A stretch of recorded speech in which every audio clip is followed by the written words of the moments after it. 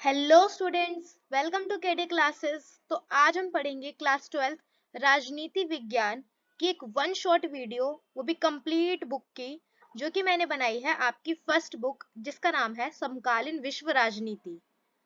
तो इस बुक के जितने भी most expecting, most important and most repeated questions हैं, वो सारे मैंने इस एक ही वीडियो में कवर किए हैं। सो आई होप ये वीडियो आपके लिए हेल्पफुल रहेगी।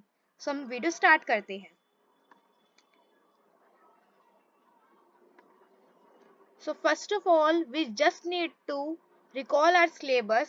हमारी भाग 1 जिसका नाम समकालीन विश्व में राजनीति है, उसका सिलेबस पहले हम देख लेते हैं एक बार।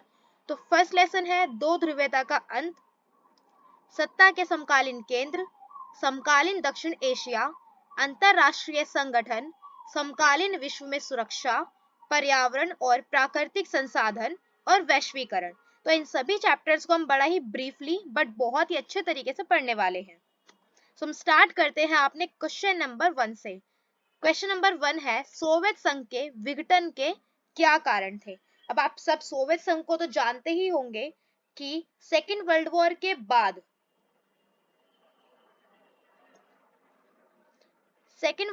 के बाद अमेरिका और सोवियत संघ नामक दो उभरती हुई महाशक्तियों के बारे में हमने पढ़ा है कि सोवियत संघ और अमेरिका दोनों ही एक पल को एक दूसरे के दुश्मन बिल्कुल बन चुके थे और एक दूसरे के लिए ही होड़ लगाते थे।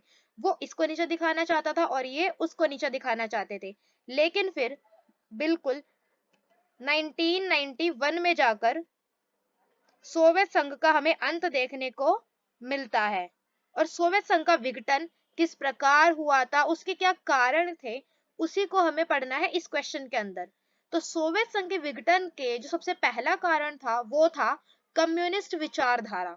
कम्युनिस्ट विचारधारा एक ऐसी विचारधारा है जो कि स्टार्टिंग से ही सोवियत संघ के अंदर पाई जाती थी, क्योंकि सोवियत संघ के अंदर केवल और केवल कम्युनिस्ट पार्टी का ही शासन रहा है फ्रॉम द स्टार्टिंग।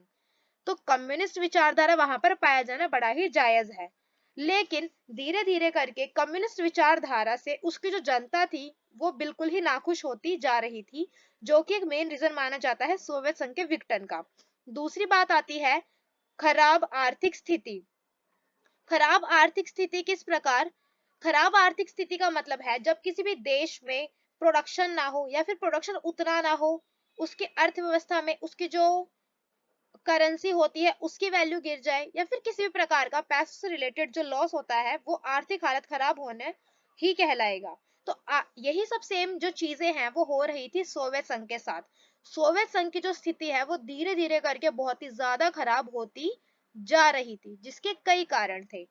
पहला तो यही था कि 1914 से लेकर 1918 तक चला था पहला वर्ल्ड वॉर। फिर उसके बाद 1939 से 1945 तक हमारा सेकेंड वर्ल्ड वॉर चला था, जिसमें कि अमेरिका और सोवियत संघ दोनों ही भाग ले रहे थे। लेकिन जिस प्रकार सेकेंड वर्ल्ड वॉर खत्म हुआ उसके तुरंत बाद ही इन दोनों के बीच में तनातनी होनी स्टार्ट हो गई थी। इन दोनों का आपस में फिर बैलेंस नहीं बन पा रहा था, क्योंकि ये दोनों ही अपने आप को केवल अपने आप को उभरती हुई महाशक्तियों के रूप में देखना चाहते थे कि पूरे विश्व में केवल वही एक महाशक्ति हो और बाकी सब उनके दबके रहे, और इनके अलावा उसके अलावा कोई दूसरी महाशक्ति पूरे विश्व में हो ही ना। अमेरिका चाहता था सोवियत संघ खत्म हो जाए, सोवियत संघ चाहता था कि अमेरिका खत्म हो जाए। इसलिए ये एक दूसरे के पीछे बहुत बुरी तरीके से पड़े हुए थे। और 1945 से लेकर जब ये सब स्टार्ट हुआ था 1991, जब सोवियत संघ का विघटन हुआ, जब सोवियत संघ खत्म हुआ, तब तक इतने लंबे एरा तक इन दोनों के बीच में यही सारी प्रॉब्लम्स होती रही।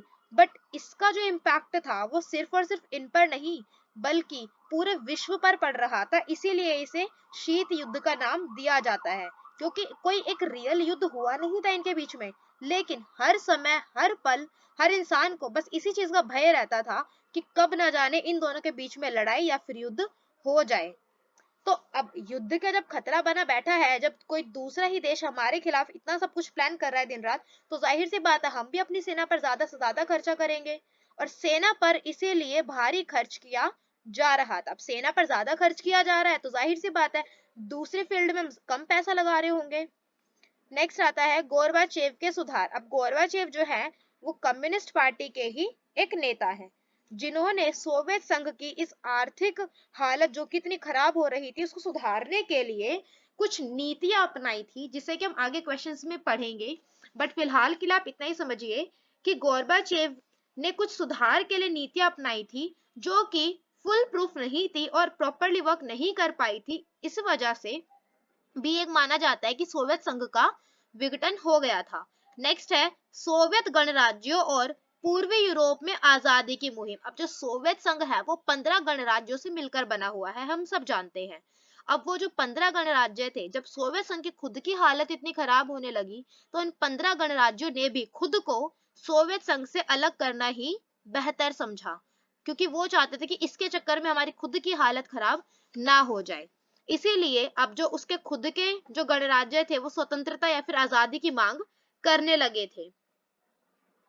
अपने नागरिकों की इच्छाओं को पूरा ना कर पाना, अब ये भी एक मेन रीजन है कि जो सोवियत संघ था उसकी खुद की इतनी ज्यादा हालत खराब हो चुकी थी, उसकी खुद की अर्थव्यवस्था, उसकी सामाजिक व्यवस्था सब कुछ बिल्कुल तहस नहस हो चुका था, तो वो अपने नागरिकों की इच्छाओं को क्या ही पूरा कर पाती।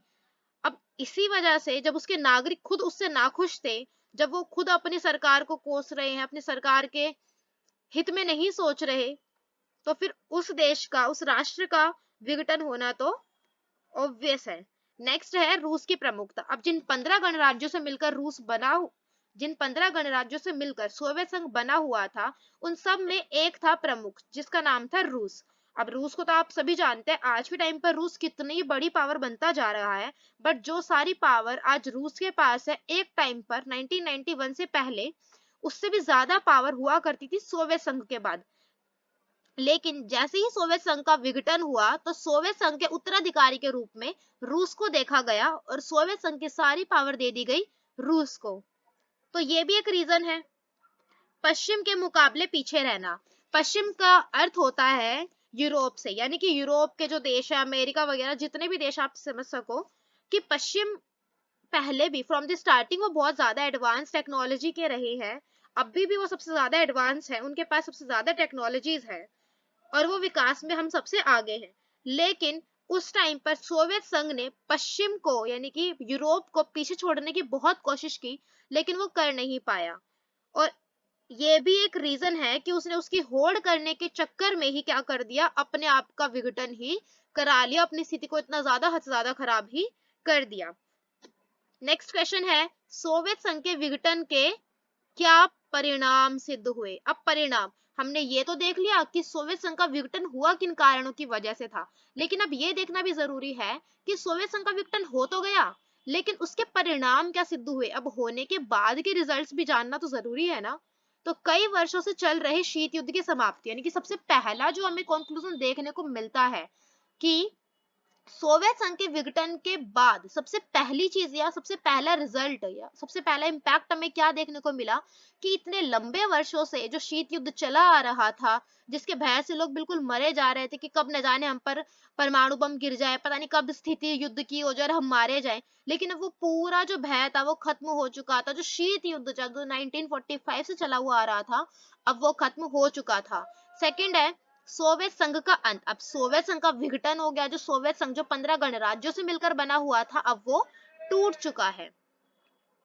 अब वो सोवियत संघ नाम की कोई चीज रही ही नहीं है।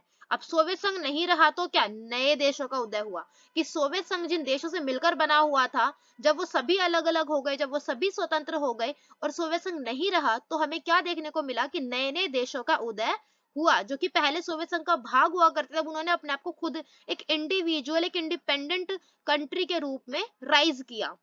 शीत युद्ध के भय का अंत, ये तो बता ही दिया ऑलरेडी मैंने आपको कि शीत युद्ध का जो भय लोगों के मन में इतने लंबे टाइम से था, क्योंकि अभी तो फर्स्ट वर्ल्ड वॉर हुआ है, फिर सेकंड हो गया, फिर अब थर्ड जो कि उससे भी ज्यादा खतरनाक होने वाला था, उसका भय तो ज्यादा ही होने वाला था, उसका डर तो, लेकिन अब उस डर का भी अंत हो चुका है। नेक्स्ट आता है एक ध्रुवीय विश्व, यानी कि आप सबको पता होगा कि पहले क्या था, जो विश्व था वो दो खेमों में बटा हुआ था। एक था पूर्वी खेमा और एक था पश्चिमी खेमा। जो पूर्वी खेमा था वो था सोवियत संघ का और जो पश्चिमी खेमा था वो था अमेरिका का। लेकिन अब जब हमारा जो सोवियत संघ है वो रहा ही नहीं, तो अब कौन बचा? अब तो सिर्फ अमेरिका का बचा ना, यानी कि पूरे वर्ल्ड पर अमेरिका का रोब है, अमेरिका का वर्चस्व है, यानी कि अब जो विश्व है वो केवल एक ध्रुवीय ही बचा है। नेक्स्ट आता है हथियारों की होड़ का अंत। अब एक दूसरे को हराने के चक्कर में, एक दूसरे का दबदबा बनाने के चक्कर में कि हाँ भाई मैं ही मैं हूँ, बाकी तो कोई कुछ है ही नहीं, अपने आप को महाशक्ति बनने के देखने के सपने के रूप में वो लोग क्या करते थे, एक दूसरे के साथ हथियारों की होड़ करते थे। अच्छा भाई तेरे पास एक परमाणु बम है, हम तो दो लेकर आएंगे, तेरे पास दो परमाणु बम है, हम तो तीन लेकर आएंगे। अब यही होड़ जो थी वो इन लोगों की चलती जा रही थी, लेकिन अब उस होड़ का भी अंत हो गया था सोवियत संघ के विघटन के साथ। उत्तराधिकारी के रूप में रूस। अब जो भी देश सोवियत संघ के विघटन के बाद अलग अलग हुए थे, स्वतंत्र हुए थे, उन सब में जो उस सब में ही, लेकिन जो केवल एक रूस ऐसा था, उस अकेले को ही सोवियत संघ का उत्तराधिकारी माना गया और सोवियत संघ की जो पावर्स थी, जो शक्तियां थी, अब वो रूस को दे दी गई। नेक्स्ट है शॉक थेरेपी क्या है। यदि हम शॉक थेरेपी की बात करें तो सबसे पहले शुरुआत करते हैं इसके शाब्दिक अर्थ से। तो इसका शाब्दिक अर्थ होता है आघात पहुंचाकर उपचार करना। आघात का मतलब होता है चोट और उपचार का मतलब होता है उपचार करना, यानी कि किसी चीज का एकदम सोल्यूशन निकालना या फिर जो गलत किया उसको ठीक करना। तो शॉक थेरेपी का अगर हम शाब्दिक अर्थ की बात करें तो इसका मतलब होता है आघात पहुंचाकर उपचार करना, यानी कि रूस, मध्य एशिया के गणराज्य जितने भी थे जिनसे मिलकर सोवियत संघ बना हुआ था, वह पूर्वी यूरोप के देशों की साम्यवाद से पूंजीवाद की और बदलने की प्रक्रिया थी। देखिए बहुत ही सिंपल है कि शॉक थेरेपी क्या था। अब जितने भी जो पहले सोवियत संघ था उसके अंदर साम्यवाद की विचारधारा थी। साम्यवाद का मतलब है कि सब कुछ सरकार का है, निजी वहां पर कुछ भी नहीं होता, ना तो निजी फर्म होगी, ना कोई निजी उद्योग होगा, ना ही कोई निजी कंपनी होगी, कुछ भी निजी नहीं होगा। सब कुछ पर केवल और केवल सरकार का अधिकार होगा, सब सार्वजनिक होगा, निजी कुछ भी नहीं है, किसी एक इंसान का किसी भी चीज पर हक नहीं है। लेकिन पूंजीवाद का मतलब क्या है कि भाई निजी है, निजीकरण होता है पूंजीवाद के अंदर, कि वहां पर जन कल्याण के लिए नहीं सोचा जाता, जन कल्याण जिसको अपना कल्याण करना है वो खुद करे, लेकिन जिसके पास पैसा है, जो खुद कुछ भी खरीद सकता है वो खुद खरीदे, जो बिल्डिंग खरीदने है वो बिल्डिंग खरीदे, जो फर्म खरीदने है वो फर्म खरीदे और अपना उस पर पूरा पूरा व्यक्तिगत नियंत्रण करके रखे। लेकिन जैसे ही सोवियत संघ का अंत हुआ, सोवियत संघ का विघटन हुआ, तो रूस और मध्य एशिया के गणराज्य व पूर्वी यूरोप के जितने भी देश थे जो कि पहले साम्यवाद की विचारधारा को मानते थे, उन्होंने साम्यवाद की विचारधारा से अब अपने आप का जो प्रवाह है वो किस तरफ, अपना रुख किस तरफ मोड़ लिया था, पूंजीवाद की ओर। और इसी रुख बदलने की जो प्रक्रिया है उसी को बोला जाता था शॉक थेरेपी। यह मॉडल विश्व बैंक और अंतरराष्ट्रीय मुद्रा कोष द्वारा दिया गया था। अब ये जो मॉडल था कि शॉक थेरेपी होगा क्या, कौन इसका यूज करेगा, ये है कि एग्जैक्टली ये मॉडल दिया था विश्व बैंक ने और अंतरराष्ट्रीय मुद्रा कोष ने। लेकिन एक दुखद बात यह है कि यह मॉडल सफल नहीं हो पाया था। क्यों नहीं हो पाया था ये भी देखेंगे। शॉक थेरेपी की क्या विशेषताएं हैं। अब शॉक थेरेपी है क्या ये तो हमने पढ़ लिया, लेकिन शॉक थेरेपी की विशेषताएं क्या है, क्योंकि कोई भी चीज होती है तो कुछ तो उसके नेगेटिव चीजें भी होती है और कुछ उसकी पॉजिटिव चीजें भी होती है। तो पहले हम इसकी विशेषताएं देखते हैं। तो मिल्कियत का प्रमुख रूप निजी स्वामित्व, यानी कि मिल्कियत मतलब होता है अपनी खुद की कोई संपदा, अपनी कोई जमीन या जो भी आपके पास धन दौलत है वो सब। तो मिल्कियत का प्रमुख रूप निजी स्वामित्व, यानी कि साम्यवाद के अंदर जो भी, जैसे कि पहले हुआ करता था कि निजी कुछ भी नहीं होगा, सब कुछ सार्वजनिक होगा, लेकिन अब जब शॉक थेरेपी को अपनाना चाहा उन देशों ने, रूस वगैरह ने, तो उसके बाद इन्होंने क्या करा, अब इन्होंने निजी स्वामित्व वाले इस विचार को अपना लिया कि सार्वजनिक कुछ नहीं होगा, जो जिसने खरीदा, जो जिसका है उस पर उसका डायरेक्ट कंट्रोल और व्यक्तिगत नियंत्रण रहेगा। राज्य की संपदा का निजीकरण। अब राज्य यानी कि सरकार की जो संपदा थी, जो कि पहले सरकार की थी, अब उसका भी निजीकरण कर दिया गया था, बड़े बड़े उद्योगपतियों ने उन्हें खरीद लिया था। ठीक है। सामूहिक फर्म की जगह निजी फर्म। अब कोई भी सामूहिक फर्म या फिर कोई भी सार्वजनिक फर्म, कोई सार्वजनिक उद्योग नहीं होगा, कुछ सरकार का नहीं होगा, सब कुछ निजी होगा। मुक्त व्यापार व्यवस्था को अपनाना। अब मुक्त व्यापार व्यवस्था का मतलब क्या होता है? मुक्त व्यापार का मतलब है कि एक तरीके से एक एग्रीमेंट कि हाँ भाई हम 5 देश है या फिर हम 4 देश हैं तो हम मुक्त व्यापार करेंगे, या फिर मैं अगर अकेले भी एक देश हूँ तो मैं मुक्त व्यापार की नीति अपना रही हूँ। इसका ये मतलब है कि मैं जो है वो पूरे तरीके से ओपनली मैं किसी भी देश के साथ, किसी भी राष्ट्र के साथ व्यापार कर सकती हूँ। मैं एक्सपोर्ट भी करूंगी चीजों को, मैं इंपोर्ट भी करूंगी चीजों को, उसमें कोई भी रोक टोक नहीं होगी। मैं ऐसा नहीं है कि मैं सिर्फ अपने ही देश में प्रोडक्शन करके अपने ही देश वालों का कल्याण कर रही हूँ, या फिर बस हम देश देश में ही कमा रहे हैं, देश में ही खा रहे हैं, बस देश में ही सब कुछ हो रहा है, ऐसा कुछ भी नहीं है। मुक्त व्यापार का मतलब है अंतरराष्ट्रीय लेवल पर व्यापार करना। मुद्राओं की आपसी परिवर्तनीयता, अब जाहिर सी बात है कि अगर अंतरराष्ट्रीय व्यापार होगा तो मुद्रा की आपसी परिवर्तनीयता होगी ही। हमारी मुद्रा दूसरों के पास जाएगी, दूसरों की मुद्रा हमारे पास आएगी, या फिर वर्ल्ड बैंक से भी, विश्व बैंक वगैरह जो होते हैं उसमें हमारी करेंसी भी होगी। कोई दूसरा देश हमें अगर भुगतान करना चाहता है किसी चीज का तो वो हमारी करेंसी को कन्वर्ट कराकर फिर वो हमें देगा, यानी कि जो हमारी करेंसी है उसका लेन देन भी चलेगा।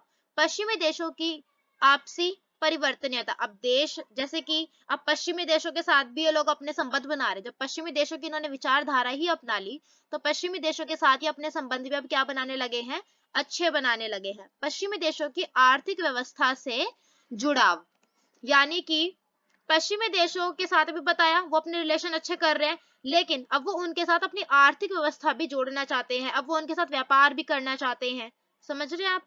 पूंजीवादी के अतिरिक्त किसी भी वैकल्पिक व्यवस्था को स्वीकार नहीं किया गया, यानी कि शॉक थेरेपी के अंदर बहुत ही सिंपल सी बात थी कि हम साम्यवाद को छोड़ रहे हैं और पूंजीवाद को अपना रहे हैं। पूंजीवाद के अलावा यहाँ पर किसी दूसरी व्यवस्था की, किसी दूसरी विचारधारा की कोई जगह ही नहीं है।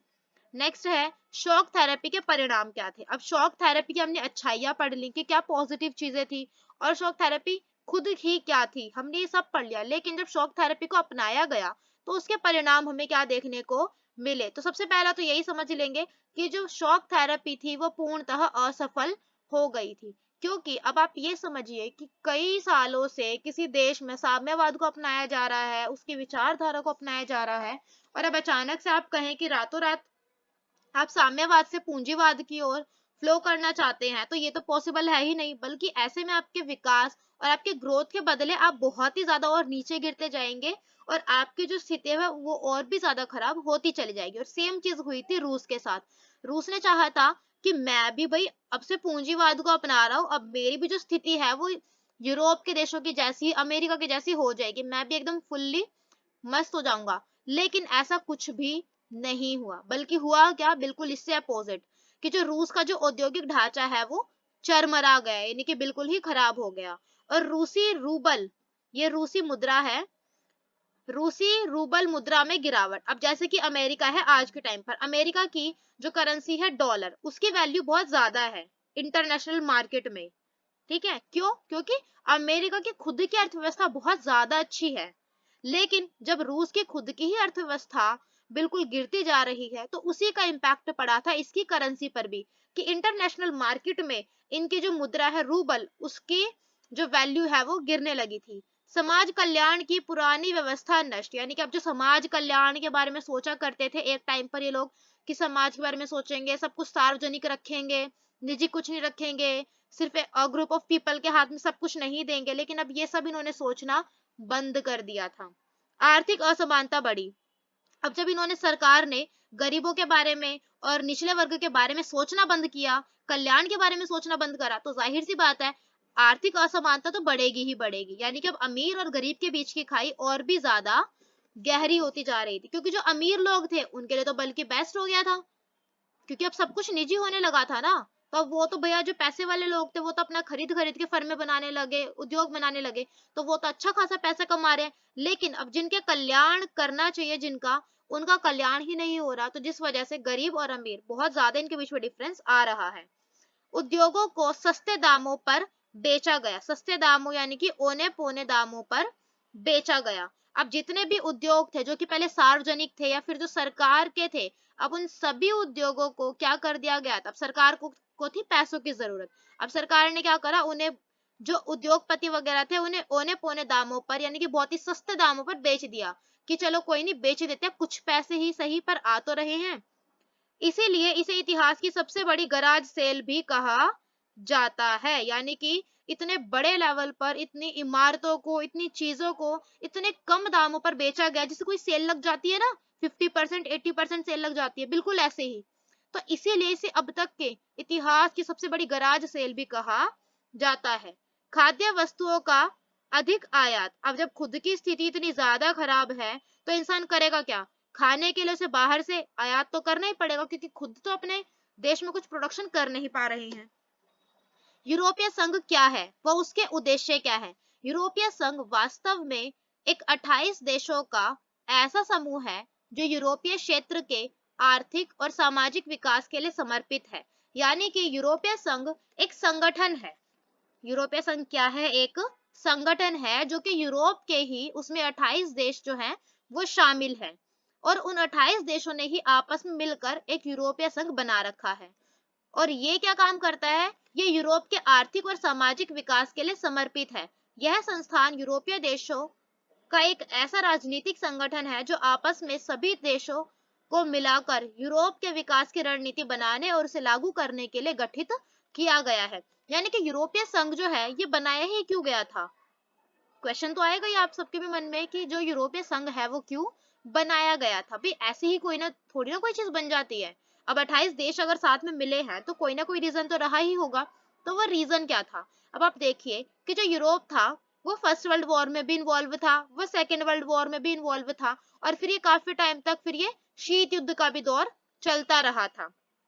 तो उस टाइम पर जब इतना सब आपने झेला हो, मतलब इतने सालों तक आप युद्ध की स्थिति में रहे हो, या युद्ध के ही मामले में आप बिल्कुल फंसे पड़े हो, तो ऐसे में क्या होता है, उस जो देश की या फिर उस राष्ट्र की जो स्थिति है वो बहुत ही ज्यादा खराब होने लग जाती है। आर्थिक तौर पर समझ लीजिए, राजनीतिक तौर पर समझ लीजिए, या फिर सामाजिक तौर पर समझ लीजिए, कि वो जो देश है फिर वो धीरे धीरे करके ढलने लग जाता है। अब जो हमने लॉस करा है या जितना भी हमने नुकसान सहा है उसे रिकवर करना तो पड़ेगा ही। तो यूरोप ने अपने उस रिकवर करने के लिए ही, कि जो भी हमने लॉस करा है उसको रिकवर करने के लिए ही जो संगठन बनाया था उसी को बोला जाता है यूरोपीय संघ। इसके जितने भी 28 सदस्य देश हैं, इन लोगों ने, इन सभी देशों का काम होता है कि आपस में मिलकर ये यूरोप के आर्थिक, सामाजिक और राजनीतिक जितने भी काम हैं उन्हें करें, और जितना भी इन तौर पर लॉस हुआ है, जो भी नुकसान हुआ है, उसे रिकवर करने के लिए नीतियां बनाए और कानून लागू करें। तो एक समान एक विदेश व सुरक्षा नीति। अब हम जानेंगे कि यूरोपीय संघ के जो सदस्य देश हैं, यानी कि यूरोपीय संघ जो है उसके कुछ रूल्स समझ लीजिए, या फिर उससे रिलेटेड कुछ फैक्ट समझ लीजिए, कि एक समान विदेश व सुरक्षा नीति, कि यूरोपीय संघ की खुद की अपनी एक विदेश नीति और सुरक्षा नीति है। इसके जितने भी सदस्य देश हैं उनकी अपनी अपनी कोई सुरक्षा नीति और कोई विदेश नीति नहीं है। उन सभी सदस्य देशों को यूरोपीय संघ की ही विदेश नीति और सुरक्षा नीति को मानना पड़ता है। आंतरिक मामलों तथा न्याय से जुड़े मामलों पर सहयोग, यानी कि आंतरिक मामले हो और न्याय से जुड़े मामले हो, उन सभी पर फैसला लेने का, या फिर आप समझ ले सुनवाई करने का जो अधिकार है वो किसको है? यूरोपीय संघ को है। यानी कि अगर अपने हमारे जैसे अगर इसके सदस्य देशों के बीच में कुछ प्रॉब्लम चल रही है, यूरोप में कोई प्रॉब्लम चल रही है, तो उसको सॉर्ट कर सकता है, ये इसके पास है ये राइट। एक समान मुद्रा का चलन, अब यूरोपीय संघ जो है इसने अपनी खुद की ही एक मुद्रा जो है वो डिक्लेयर कर रखी है, जिसका नाम क्या है? जिसका नाम है यूरो। उस मुद्रा का नाम क्या है? यूरो। और अब इसके सदस्य देश जो है उन सभी, यानी कि पूरे यूरोप में इसी मुद्रा को माना जाना चाहिए। लेकिन यूरोपीय संघ के जितने भी सदस्य देश हैं वो आपस में वीजा मुक्त आवागमन कर सकते हैं, जो कि एक बहुत ही अच्छी बात है कि इन देशों को, सदस्य देशों को एक दूसरे देश में आने जाने के लिए वीजा की नीड है ही नहीं। नेक्स्ट है यूरोपीय संघ को ताकतवर बनाने वाले कारक या फिर विशेषताएं समझ लीजिए एक तरीके से यूरोपीय संघ की, कि यूरोपीय संघ जो इतना पावरफुल है, जो खुद एक राष्ट्र के रूप में उभर रहा है, उसके रीजन क्या है भाई? ऐसी कौन सी चीजें हैं जो कि यूरोपीय संघ को ताकतवर बना रही है? तो देखिए 2005 में यह दुनिया की सबसे बड़ी अर्थव्यवस्था थी। देखिए कितनी बड़ी बात है कि अगर हम 2005 के डेटा के अकॉर्डिंग देखें तो ये पूरी दुनिया की सबसे बड़ी अर्थव्यवस्था बन चुकी थी, यानी कि इतना ज्यादा इसने विकास किया। और इसका सकल घरेलू उत्पाद अमेरिका से भी ज्यादा था। यानी कि जीडीपी होती है ना, सकल घरेलू उत्पाद, यानी कि जीडीपी, यानी कि आप अपनी खुद की जो सीमाएं हैं आपके राष्ट्र की, उसके अंदर ही आप कितना, कितने लोग कमा रहे हैं, कितना पैसा कमा रहे हैं, कितना प्रोडक्शन हो रहा है, ठीक है, ये सारी बातें। तो देखा जाए तो इसका जो सकल घरेलू उत्पाद था वो भी अमेरिका से ज्यादा हो गया था। यानी कि अगर हम देखें तो जो यूरोपीय संघ है वो पूरी तरीके से टक्कर दे रहा है अब किसको, अमेरिका को। अब यही हम आगे वाले पॉइंट्स में भी पढ़ने वाले हैं कि अभी तो बेचारे का एक दुश्मन खत्म हुआ है 1991 में, सोवियत संघ, जो कि इतने टाइम तक उनके बीच में पूरी तनातनी रही है। अब एक दूसरा और मजबूत संगठन हम कहें देखने को हमें मिल रहा है जिसका नाम है यूरोपीय संघ, जो कि पूरी टक्कर दे रहा है अमेरिका को। इसकी मुद्रा यूरो अमेरिकी डॉलर के प्रभुत्व के लिए खतरा बन गई। अब देखिए ये भी बड़ी जाहिर सी बात है कि जब एक देश की जो वैल्यू है वो बढ़ रही है, एक देश की अर्थव्यवस्था आगे निकल रही है दूसरे देश से, एक देश का सकल घरेलू उत्पाद ज्यादा हो रहा है दूसरे देश से, तो वो बाकी देशों की मुद्रा के लिए तो खतरा बनेगा ही ना। क्योंकि फिर जो इंटरनेशनल मार्केट है वहां पर बाकी देशों की करेंसी के कंपैरिजन में अब यूरोपीय संघ की जो करेंसी है उसकी वैल्यू बढ़ने लगी थी। विश्व व्यापार में इसकी हिस्सेदारी अमेरिका से 3 गुना ज्यादा है। यानी कि एक टाइम पर जब अमेरिका सबसे ज्यादा ट्रेड किया करता था, सबसे ज्यादा इंटरनेशनल ट्रेड किया करता था, अब उससे भी ज्यादा ट्रेड करने वाला कोई आ चुका है जो कि है यूरोपीय संघ। यूरोपीय संघ इससे भी 3 गुना ज्यादा ट्रेड करता है। इसकी आर्थिक शक्ति का प्रभाव यूरोप, एशिया और अफ्रीका के देशों पर है। यानी कि यूरोपीय संघ की जो आर्थिक शक्ति है उसका प्रभाव किस किस पर पड़ता है, उसका प्रभाव पड़ता है यूरोप पर और एशिया पर और अफ्रीका पर, ठीक है। यानी कि यूरोप, एशिया और अफ्रीका के देशों पर यूरोपीय संघ की आर्थिक शक्ति का प्रभाव पड़ता है। यह विश्व व्यापार संगठन के अंदर एक महत्वपूर्ण समूह के रूप में कार्य करता है। अब जाहिर सी बात है जब ये इतना ज्यादा ट्रेड कर रहा है, इंटरनेशनल ट्रेड कर रहा है, इसी की जो करेंसी की वैल्यू सबसे ज्यादा है, तो बड़ी ही जाहिर सी बात है कि विश्व व्यापार संगठन के अंदर ये एक महत्वपूर्ण वैल्यू तो रखेगा ही ना।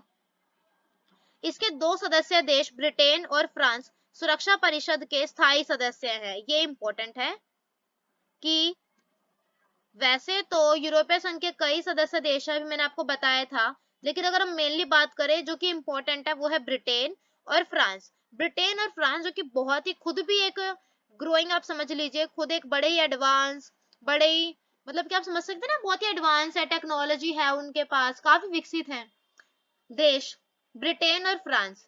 और ये ब्रिटेन और फ्रांस भी किसके सदस्य हैं, यूरोपीय संघ के। और यूरोपीय संघ के सदस्य होने के साथ साथ ये सुरक्षा परिषद के भी स्थायी सदस्य हैं, जो कि कितनी ज्यादा इंपॉर्टेंट बात है कि सुरक्षा परिषद के भी ये स्थायी सदस्य हैं। इसके चलते यूरोपीय संघ अमेरिका समेत सभी राष्ट्रों की नीतियों को प्रभावित करता है। यानी कि जो यूरोपीय संघ है वो सिर्फ अमेरिका की ही नहीं बल्कि अमेरिका के साथ साथ कई राष्ट्र हैं उनकी नीतियों को भी प्रभावित करता है। इम्पैक्ट तो डालेगा ही क्योंकि सब कुछ इंटरनेशनल चल रहा है, तो किसी एक देश पर इम्पैक्ट डाले ऐसा तो हो ही नहीं सकता। नेक्स्ट है यूरोपीय संघ के 2 देश ब्रिटेन और फ्रांस, जिनकी अभी हमने बात करी थी, जो कि स्थायी सदस्य है सुरक्षा परिषद के, वो अपने आप में खुद परमाणु शक्ति संपन्न भी हैं। देख लीजिए कितनी बड़ी बात है ये कि भाई अभी इनके अगर मान लो यूरोपीय संघ के किसी भी एक देश पर कुछ भी प्रॉब्लम आई, ये तो अपना परमाणु परमाणु बम फेंक देंगे। यूरोपीय संघ आर्थिक, राजनैतिक और सामाजिक मामलों में दखल देने में सक्षम है। यानी कि यूरोप में कोई भी प्रॉब्लम चल रही हो, आर्थिक तौर पर, राजनैतिक तौर पर, सामाजिक तौर पर, ये उसमें इंटरफेयर कर सकता है।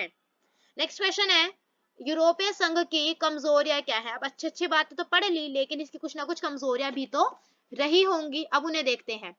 इसके सदस्य देशों की अपनी विदेश नीति और रक्षा नीति नहीं है, जो कि मैं भी आपको ऑलरेडी बता चुकी हूँ कि इसके सदस्य देश यूरोपीय संघ की ही सुरक्षा नीति और विदेश नीति को मानते हैं, उनकी खुद की अपनी कोई विदेश नीति और सुरक्षा नीति नहीं है, जो कि कई बार एक दूसरे के खिलाफ भी होती है। यानी कि उसकी वजह से कई बार उन्हें प्रॉब्लम फेस करने को भी मिलती है।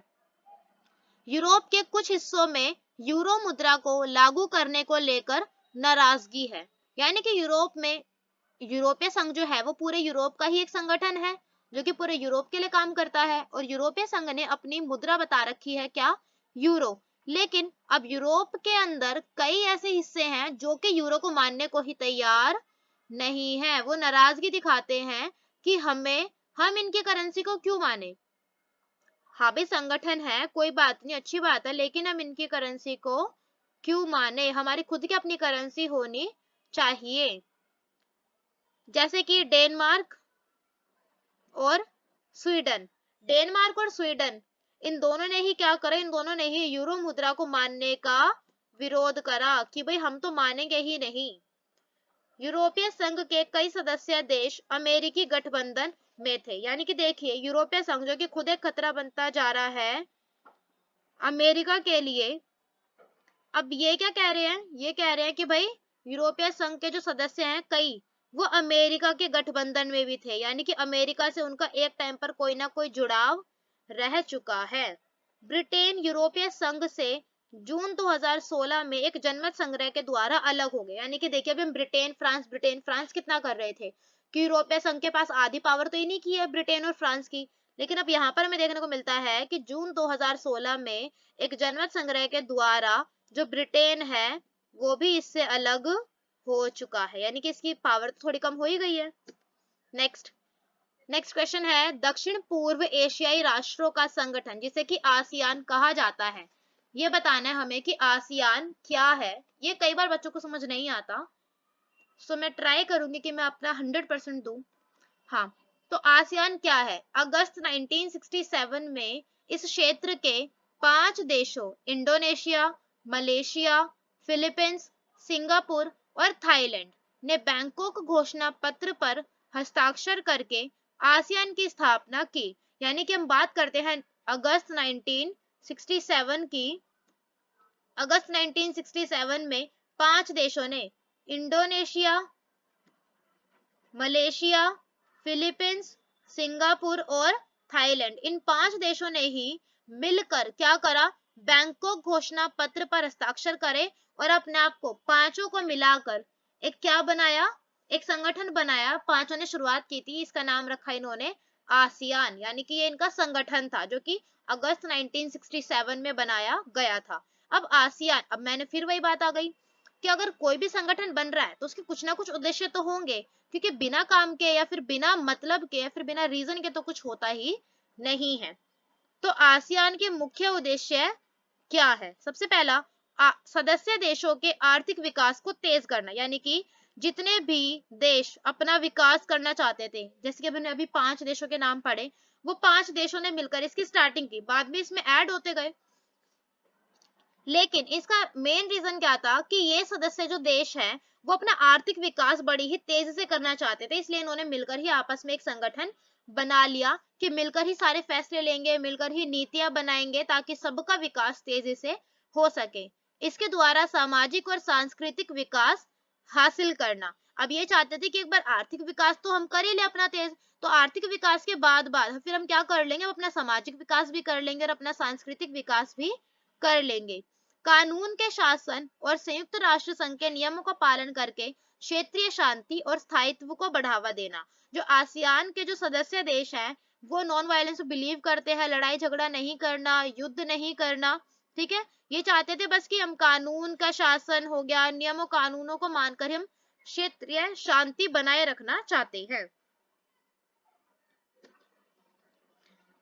आसियान शैली, आसियान शैली क्या है, यानी कि शैली बेसिकली मतलब होता है टाइप, कि आसियान के अब जो सदस्य हैं वो किस टाइप की अपनी सोच रखते हैं, किस टाइप का मतलब कुछ भी है।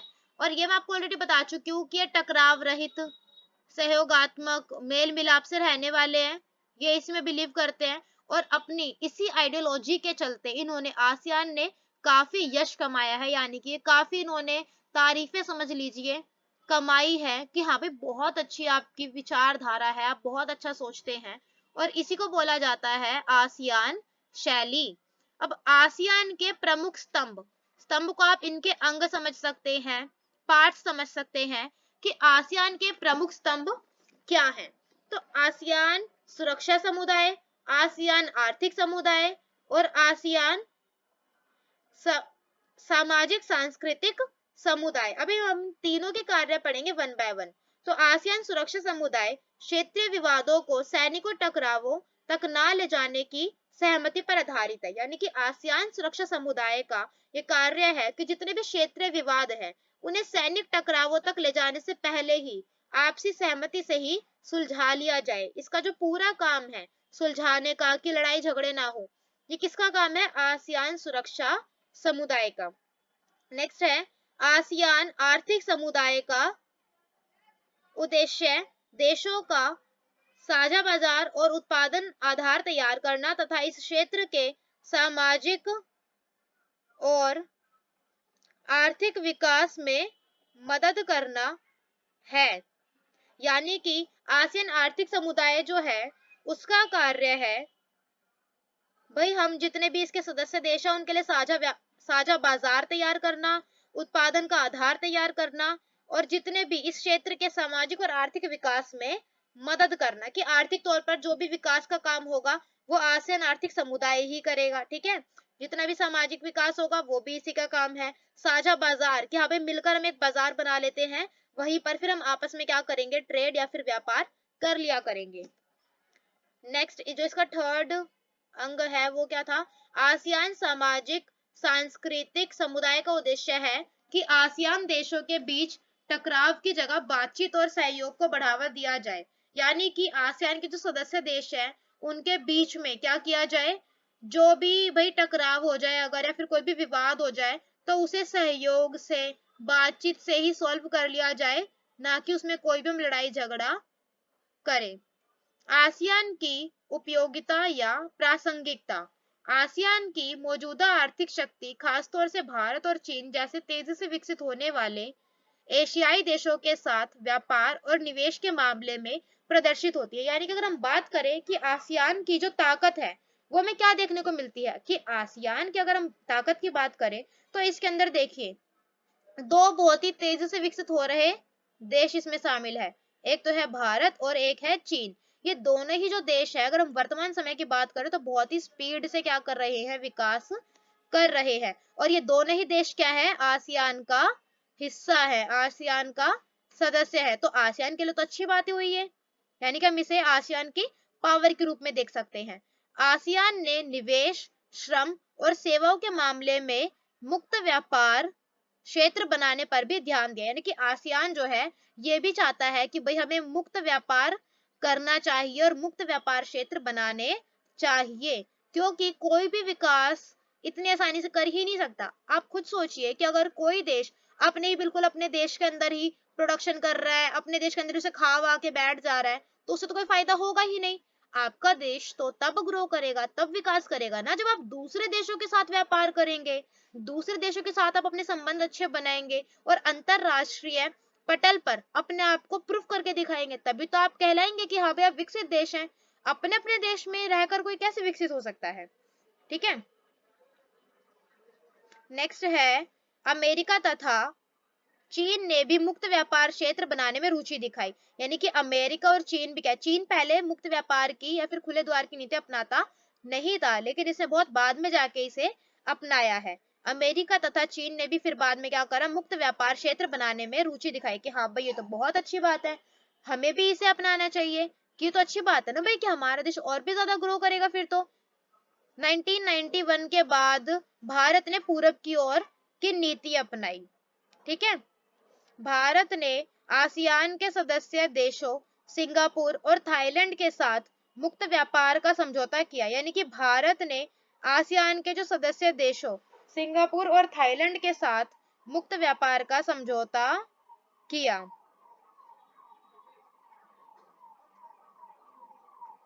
भारत ने क्या करा? जो आसियान के जो सदस्य हैं सिंगापुर और थाईलैंड, इनके साथ इसने क्या करा? मुक्त व्यापार का समझौता किया कि हाँ भाई हम भारत वाले हैं और हम अब से आपके साथ मुक्त व्यापार करेंगे। यह एशिया का एकमात्र ऐसा संगठन है जो एशियाई देशों और विश्व शक्तियों को राजनीतिक और सुरक्षा मामलों पर चर्चा के लिए मंच उपलब्ध कराता है। यानी कि आसियान जो है वो एक तरीके से एक अंतरराष्ट्रीय मंच भी उपलब्ध कराता है किसे, एशिया के देशों को, कि हाँ भी अगर एशिया में किसी भी देश को कोई भी प्रॉब्लम, जैसे यूरोप वालों ने अपना यूरोपीय संघ बना रखा है, ऐसे एक तरीके से आप इसे मान सकते हैं कि एशिया का क्या है, आसियान है, कि हाँ भाई एशिया में किसी को भी कोई भी दिक्कत आ रही है तो वो यहाँ पर आकर क्या कर सकता है, उसे सॉर्ट कर सकता है, अपनी बात रख सकता है। नेक्स्ट क्वेश्चन है, चीन में सुधारों की पहल कब शुरू हुई, यानी कि चीन जो है उसने कब डेवलपमेंट के लिए स्टेप्स लेना स्टार्ट किया था। चीन ने 1972 में अमेरिका से संबंध बनाकर अपने राजनीतिक और आर्थिक एकांतवास को खत्म कर दिया, यानी कि जो चीन था वो पहले अपना एकांत एकांत यानी कि अकेला ही रहा करता था, अपने अपने देश में ही रहा करता था, दूसरे देश से इतना मतलब नहीं रखता था। लेकिन 1972 में उसने अमेरिका के साथ अपने संबंध बनाकर अपनी इस एकांतवास की नीति को भी तोड़ दिया। 1973 में प्रधानमंत्री चाउ इन लाई ने कृषि उद्योग, सेवा और विज्ञान प्रौद्योगिकी के क्षेत्र में आधुनिकीकरण के 4 प्रस्ताव रखे, यानी कि 1973 में चीन के जो प्रधानमंत्री थे चाउ एन लाइन, इसने क्या करा था, इन्होंने कृषि उद्योग, सेवा और विज्ञान प्रौद्योगिकी के क्षेत्र में आधुनिकीकरण के 4 प्रस्ताव रखे, यानी कि हम क्या करेंगे भाई, हम कृषि में भी कृषि के क्षेत्र में भी, उद्योग के क्षेत्र में भी, सेवा के क्षेत्र में भी और विज्ञान प्रौद्योगिकी के क्षेत्र में भी हम क्या करेंगे, अपने आप को आधुनिक करेंगे, आधुनिकीकरण का रास्ता अपनाएंगे, इसलिए उन्होंने क्या करा था, 4 प्रस्ताव रखे थे। 1978 में तत्कालीन नेता देंग शाओपेंग ने चीन में आर्थिक सुधारों और खुले द्वार की नीति की घोषणा कर दी, यानी कि 1978 में क्या हुआ था, अब तक जो चीन अपने अपने में रहता था, अब उनके तत्कालीन नेता ने ये घोषणा कर दी कि अब चीन क्या करेगा, अपने आर्थिक सुधारों के लिए स्टेप लेगा और खुले द्वार की नीति अपनाएगा, यानी कि सभी देशों के साथ अपने संबंध बनाएगा, चाहे वो संबंध आर्थिक तौर पर हो, राजनीतिक तौर पर या फिर सामाजिक तौर पर। 1982 में खेती का निजीकरण किया गया, अभी आपको बताया था ना यहाँ पर कि कृषि, उद्योग, सेवा और विज्ञान प्रौद्योगिकी के लिए उसने 4 प्रस्ताव रखे थे, तो उसने सबसे पहले जो भी सब कुछ सार्वजनिक था ना उसे निजीकरण करना स्टार्ट कर दिया था, स्टार्ट करा था उसने खेती से। 1982 में खेती का निजीकरण कर दिया गया कि अब खेती भी सार्वजनिक नहीं है, सरकार का हक नहीं है। अब 1998 में उसने उद्योगों का निजीकरण कर दिया, ठीक है, पहले 82 में करा उसने कृषि का, 1998 में कर दिया फिर उसने उद्योगों का। इसके साथ ही चीन में विशेष आर्थिक जोन, इकोनॉमिक जोन स्थापित किए गए। चीन 2001 में विश्व व्यापार संगठन में शामिल हो गया, यानी कि अब तक जो चीन अपने अपने में रहता था, अब वो 2001 में किस में शामिल हो गया, किसका सदस्य बन गया, विश्व व्यापार संगठन का, जो कि एक अंतरराष्ट्रीय संगठन है व्यापार का। इस तरह दूसरे देशों के लिए अपनी अर्थव्यवस्था खोलने की दिशा में चीन ने एक कदम बढ़ाया, यानी कि विश्व व्यापार संगठन में शामिल होने से क्या मतलब है, अब वो ये कहना चाहता है ना चीन कि अब भाई मैं भी दूसरे देशों के साथ व्यापार करूंगा और दूसरे देश मेरे साथ व्यापार करेंगे। नेक्स्ट क्वेश्चन है, चीनी सुधारों का नकारात्मक पहलू बताए, यानी कि अब जो चीनी सुधार वो जो हो रहे थे चीन के अंदर, उसके कुछ ना कुछ नेगेटिव इम्पैक्ट्स भी रहे होंगे, अब उन्हें देखना है। वहां आर्थिक विकास का लाभ समाज से सभी सदस्यों को प्राप्त नहीं हुआ, यानी कि अब देखिए अगर पूंजीवाद की हम बात करें, अगर पूंजीवाद है तो वहां पर ऐसा तो होना लाजमी है कि वहां पर आर्थिक असमानता बढ़े और वहां पर सभी जो लोग हैं उन्हें बराबर फायदा ना मिले, क्योंकि पूंजीवाद में जो अमीर लोग होते हैं, जो उद्योगपति होते हैं, केवल उन्हीं का मोस्टली क्या होता है, फायदा होता है। अब चीन भी उसी की ओर अपना कदम बढ़ा रहा है, तो अब इस वजह से क्या होने लगा था कि जो चीन में जो आर्थिक विकास हो रहे थे उनका लाभ जो है वो समाज के सभी सदस्यों को प्राप्त नहीं हो रहा था। पूंजीवादी तरीकों को अपनाए जाने से बेरोजगारी बढ़ी, अब जाहिर सी बात है, अब जैसे कि पहले तो सरकार जो है वो जन कल्याण के लिए कार्य कर रही थी, सरकार लोगों के लिए काम कर रही थी, अपनी जनता के लिए काम कर रही थी, क्यों, क्योंकि पहले सब कुछ सार्वजनिक था, सरकार के अंडर था। लेकिन अब क्या होने लगा, अब जो अमेरिका है भाई, अब अमेरिका नहीं, अब जो चीन है अब वो पूंजीवादी तरीके अपनाने लगा है। अब पूंजीवादी तरीके अपनाने यानी कि सब कुछ निजी कर देना, और निजी कर देंगे तो बेरोजगारी तो बढ़ेगी ही, क्योंकि लोगों को फिर जॉब मिलने में प्रॉब्लम आएगी ना, क्योंकि अब सरकार नहीं ठेका ले रही किसी का। वहां महिलाओं के रोजगार और काम करने के हालात संतोषजनक नहीं है, यानी कि चीन में जो महिलाएं हैं उनकी स्थिति कुछ ज्यादा खास नहीं है। ना तो वो रोजगार अपना सकती हैं, ना ही वो काम कर सकती है, उनकी ऐसी हालत नहीं है। गांव व शहर के और तटीय व मुख्य भूमि पर रहने वाले लोगों के बीच आय में बड़ा अंतर है। ये तो बड़ी जाहिर सी बात है कि गांव में रहने वाले और शहर में रहने वाले लोगों के बीच में आय के बीच में अंतर तो मिलेगा ही मिलेगा, क्योंकि शहर में रहते हैं थोड़े उद्योगपति टाइप्स लोग, जो कि अपना निजी करके सब कुछ अपना उससे अर्निंग कर रहे हैं अच्छी खासी। और गांव के जो लोग हैं अब वो क्या ही करें, जो थोड़ी बहुत अगर उनके पास अपनी खुद की जमीन है जिसे वो निजी कह सकते हैं, अब वो उस पर ही कम उसी पर अपना खेती करेंगे, और जितनी भी खेती करेंगे उसमें से अपना सेल भी करेंगे, अपने खुद के खाने के लिए भी रखेंगे। तो आय में अंतर होना तो बड़ा ही लाजमी है। विकास की गतिविधियों ने पर्यावरण को काफी हानि पहुंचाई। अब ये तो बड़ी ही ऑब्वियस सी बात है कि जब भी हम विकास की ओर अपना कदम बढ़ाते हैं तो उसके बाद उसके चलते हमें पर्यावरण को हम चाहते और ना चाहते हुए दोनों ही तरीकों से हम क्या करते हैं, हानि पहुंचाते हैं। क्योंकि अब जैसे कि सपोज अगर हम फैक्ट्रीज लगा रहे हैं तो एक तरीके से देखा जाए तो फैक्ट्रीज लगाना बहुत ही अच्छी बात है। क्यों भाई? क्योंकि जो काम पहले हाथ से किया जाता था वो मशीनें कर रही हैं, जो काम 2-2 घंटे में करा जाता था वो कुछ कुछ मिनटों में हो जा रहा है, बहुत ही जल्दी हो जा रहा है। लोगों को ज्यादा मतलब कि शारीरिक श्रम नहीं लग रहा, लोगों को ज्यादा मेहनत नहीं करनी पड़ रही, सारा काम मशीनें कर रही हैं। लेकिन अगर दूसरी साइड हम इसकी देखें तो क्या हो रहा है, अब उद्योग लगाने से, फैक्ट्रीज लगाने से उनके अंदर से जो भी केमिकल्स वगैरह निकलते हैं उसकी वजह से क्या हो रहा है, जमीन खराब हो रही है, गंदी हो रही है ना, यानी कि भूमि प्रदूषण हो रहा है। और उसके जो टनल वगैरह जो होती है ऊपर से जो उसमें से धुआं निकल रहा होता है इतना काला काला, उससे क्या हो रहा होता है, उससे वायु प्रदूषण हो रहा होता है। और जहां पर फैक्ट्रीज आप लगाते हैं, फैक्ट्रीज लगाई जाती हैं ऐसे एरियाज में जहां पर आसपास कोई गांव वगैरह ना हो, या फिर जहां पर दूर दूर तक लोग ना रहते हों। अब ऐसी जमीन कहाँ मिलेगी? ऐसी जमीन मिलेगी जंगलों में। अब जंगलों को क्योंकि या तो जंगल होते हैं या फिर खाली जगह होती है, खाली जगह में लोग रह लेते हैं, और जंगलों को फिर ये काट काट कर वहां पर अपनी फैक्ट्रीज बना देते हैं। और अगर आप पेड़ काट रहे हो तो फिर आपको पता ही है पर्यावरण को नुकसान तो पहुंचा ही रहे हो। चीन में प्रशासनिक और सामाजिक जीवन में भ्रष्टाचार बढ़ा है, यानी कि अब चीन में इन सब के होने की वजह से जितने भी सुधार जो अच्छे कामों के लिए कर रहे थे, लेकिन उससे एक गलत क्या हो रहा है कि प्रशासनिक तौर पर भी, यानी कि उनके प्रशासन में, उनके मंत्रियों में, जितने भी उनके कर्मचारी हैं, सरकारी एम्प्लॉयज है उनके में, और सामाजिक यानी कि समाज में अमीर गरीब के बीच में बहुत भ्रष्टाचार बढ़ता जा रहा है, स्थिति खराब होती जा रही है। नेक्स्ट क्वेश्चन है हमारे सामने, भारत पाकिस्तान के बीच विवाद के मुख्य कारण बताएं। अब सबको पता है कि भारत और पाकिस्तान की बनती नहीं है ना भाई, बड़ी ऑब्वियस सी बात है। सबको पता है कि पाकिस्तान वाले भारत को पसंद करते ही नहीं है, खैर भारत वाले भी नहीं करते पाकिस्तान वालों को पसंद। तो अब उसके रीजन क्या है भाई, ऐसी कौन सी भड़ास है जो कि इतने लंबे टाइम से चली आ रही है ना? देखते हैं।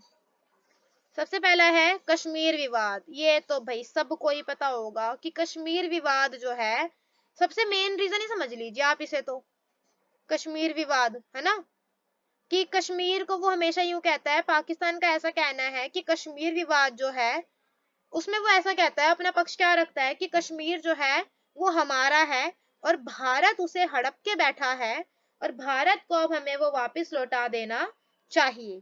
ऐसा कौन कहता है? ऐसा कहता है पाकिस्तान, कि भाई कश्मीर तो हमारा है, हमें दे दो। लेकिन आपको क्या लगता है कि कश्मीर उनका है? सोच के देखिए जरा, कश्मीर उनका है कि हमारा है? जाहिर सी बात है यार कि सब कुछ पहले भारत एक ही था, वो भारत का ही है। पहले पाकिस्तान नाम की तो कोई चीज ही नहीं थी, पाकिस्तान तो खुद बाद में जाके बनाया, तो वो ये कैसे कह सकता है कि कश्मीर हमारा है ना? और आतंकवाद, हाँ देखिए आतंकवाद भी इसमें एक रीजन है, कितना इंपॉर्टेंट है ये भी सबको ही पता है कि आए दिन जो पाकिस्तान वाले लोग हैं वो अपने आतंकवादियों को यहाँ पर भेजते रहते हैं। अब आतंकवादी क्या होते हैं? आतंकवादी एक ऐसा लोगों का समूह होता है जो कि बस वही लोगों के मन में डर, लोगों के मन में भय पैदा करना चाहते हैं, और उसके लिए वो कुछ भी काम कर सकते हैं। ऐसा ही होता है ना आतंकवाद में। तो आतंकवाद भी आपको समझ आ गया होगा, जो पहले इजी इजी है मैं वो बता देती हूँ। नेक्स्ट है भारत विरोधी गतिविधियां, ये तो भाई कौन नहीं जानता कि पाकिस्तान ऐसे ही काम करता है सारे, जिससे कि वो क्या कर सके, भारत से दुश्मनी मोल ले सके।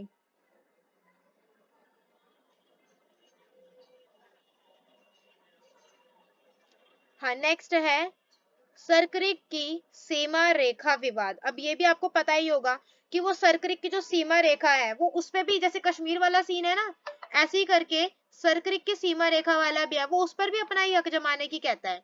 ऐसे सेम इसका है सियाचिन के साथ, वो सियाचिन ग्लेशियर को भी यही कहता है कि वो भी हमारे अंडर है, वो भी हमारा पाकिस्तान का हिस्सा है ना।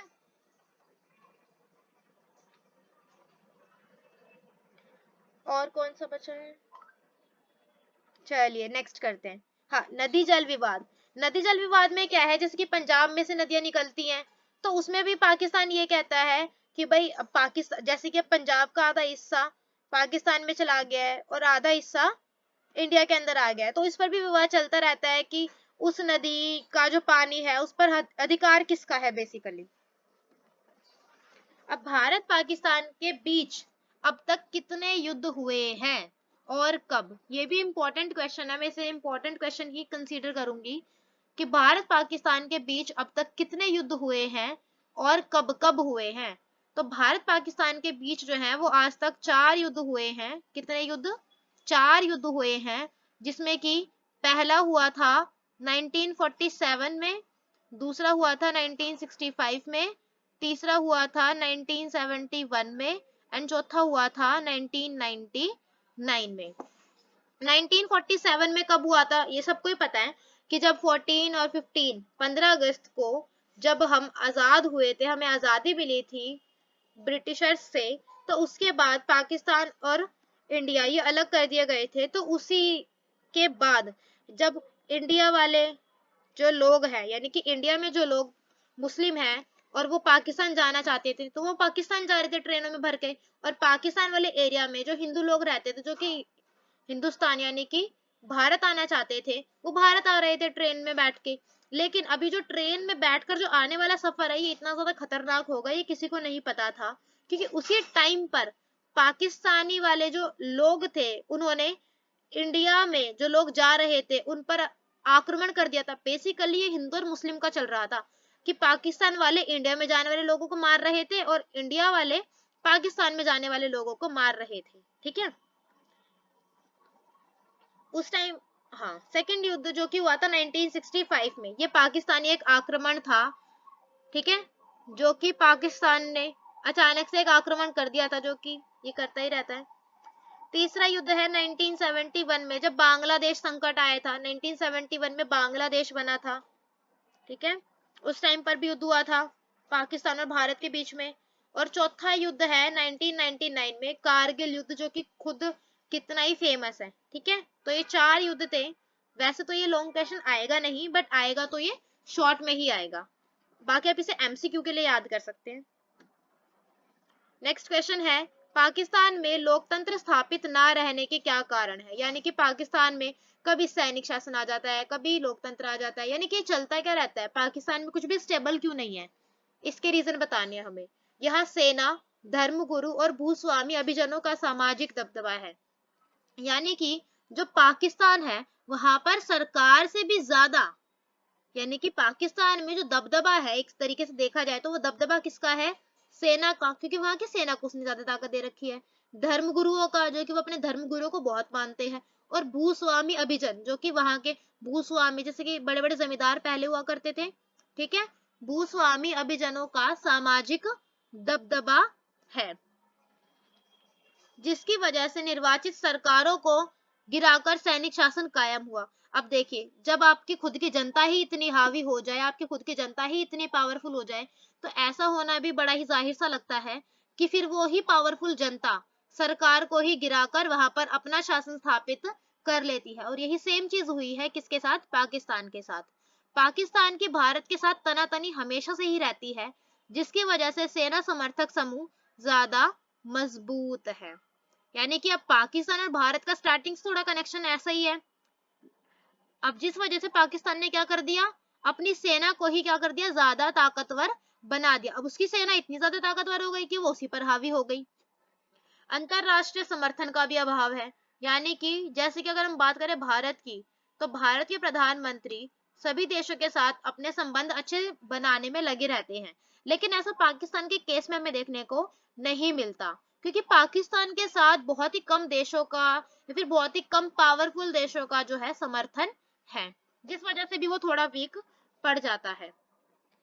अमेरिका तथा पश्चिमी देशों ने अपने स्वार्थों से गुजरे वक्त में पाकिस्तान में सैनिक शासन को बढ़ावा दिया है, यानी कि अमेरिका और पश्चिमी जो देश है जितने भी, उन्होंने अपने स्वार्थों से गुजरते, यानी कि अब उनको अपना क्या लग रहा था, अमेरिका को भी अपना प्रॉफिट दिखाई दे रहा था और जितने पश्चिमी देश है उन्हें भी अपना प्रॉफिट दिखाई दे रहा था, तो उन्होंने अपने ही प्रॉफिट के चलते क्या करा, पाकिस्तान में सेना शासन को बढ़ावा दिया और पाकिस्तान ने फिर उनकी बातें मान ली और आगे उनकी बातों में और अपनी सेना को क्या कर दिया, पावरफुल कर दिया।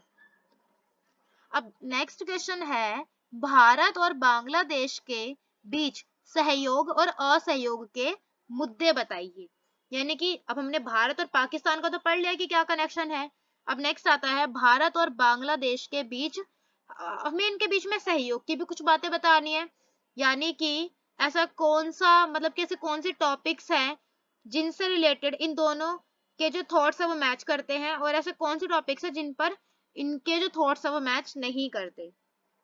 तो सबसे पहले हम देखेंगे सहयोग के मुद्दे, यानी कि ऐसे कौन से टॉपिक हैं जिस पर भारत और बांग्लादेश जो दोनों की ही जो सोच है वो मिलती है और दोनों ही एग्री करते हैं। सबसे पहला आपदा प्रबंधन का मुद्दा, कि भाई कोई भी फ्यूचर में कोई भी प्रॉब्लम आ सकती है, जिसकी कोई भी भूकंप आ जाए, बाढ़ आ जाए, तो उसका प्रबंधन हमको पहले से ही करके रखना चाहिए, ये एक मुद्दा है।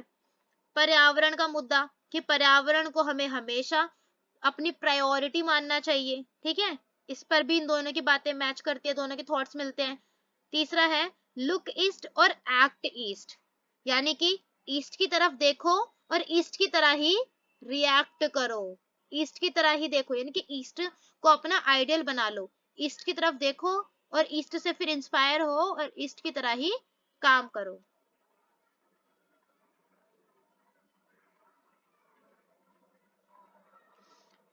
चौथा है व्यापार का मुद्दा, यानी कि व्यापार, जैसे कि खुले व्यापार की नीति समझ लीजिए, अंतरराष्ट्रीय व्यापार समझ लीजिए, ठीक है, यानी कि व्यापार का भी एक ऐसा मुद्दा है जिसमें भारत और बांग्लादेश के बीच सहयोग होता है। अब असहयोग के मुद्दे, यानी कि ऐसे कौन से विषय हैं जिन पर इन दोनों की नहीं बनती। सबसे पहला है गंगा ब्रह्मपुत्र नदी जल में हिस्सेदारी। अब ये वही बात आ गई जैसे कि भारत पाकिस्तान के साथ है, ऐसा ही बांग्लादेश के साथ भी है कि गंगा और ब्रह्मपुत्र जो नदियां हैं उसके जो जल है उसमें हिस्सेदारी की बात की जाती है कि उस पर जो अधिकार है वो किसका है। नेक्स्ट आता है भारत में अवैध अप्रवास का मुद्दा। तीसरा आता है भारत विरोधी कट्टरपंथी इस्लामी जमात का समर्थन। ये तो है ही कि अब जो बांग्लादेश वाले जो लोग हैं वो किसका समर्थन करते हैं, भारत विरोधी कट्टरपंथी इस्लामी जमात का समर्थन करते हैं, और भारत में तो ऐसा कोई समर्थन होता नहीं है जो हिंदू लोग हैं। भारत को प्राकृतिक गैस निर्यात ना करने का फैसला, यानी कि बांग्लादेश ने ऐसा फैसला किया था कि मैं भारत को कोई भी प्राकृतिक गैस निर्यात नहीं करूंगा। नेक्स्ट क्वेश्चन है श्रीलंका के जातीय संघर्ष व लोकतंत्र के बारे में बताइए। अब श्रीलंका में बहुत ही गृह युद्ध वगैरह चले थे काफी टाइम तक, पता होगा आप सबको, आपने छोटी क्लासेस में पढ़ा होगा, ठीक है, तो उसी के बारे में हमें थोड़ा बहुत बताना है। तो श्रीलंका को 1948 में ब्रिटिश शासन से स्वतंत्रता प्राप्त, यानी कि जैसे हमें हुई थी 1947 में, तो उसके ठीक एक साल बाद श्रीलंका को भी आजादी मिल गई थी।